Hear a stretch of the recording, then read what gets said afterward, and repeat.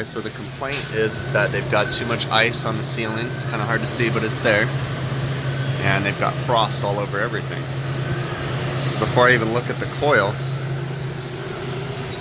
I already noticed that.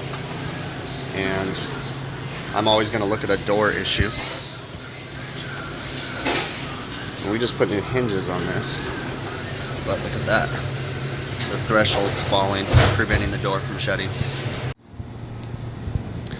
So first thing we're going to do is slap this unit into defrost. Got an interesting equipment location up here in a parking garage. This customer is located in a giant shopping mall. You guys may recognize this because I've done a video on this unit before. I'm going to slap it into defrost, make sure it holds, repair the door while it's defrosting, and then test the fan delay and defrost termination switches at the exact same time. So I just heard it pop out of defrost, and this is what I'm checking, and this is exactly what we want. We want these fans to stay off when it first comes out of defrost until the fan delay senses that the coil is cold enough, usually 20 degrees. So I also am testing the defrost termination switch to make sure it's working correctly, and it is. I set the defrost for 45 minutes and it's only been about 10 minutes. So it's come out of defrost by high temperature at the coil, and then now that it's back into freeze mode, the fans haven't turned on yet until the coil gets low enough.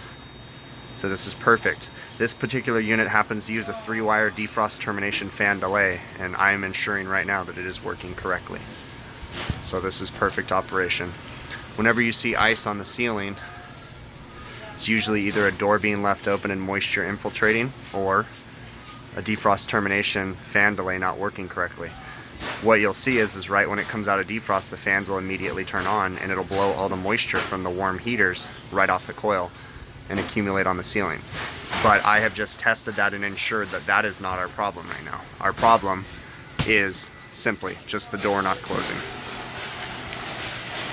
Really good indication is the ice right on the door happened to be where the door sweep was hanging down, so it was binding up and not letting the door shut completely.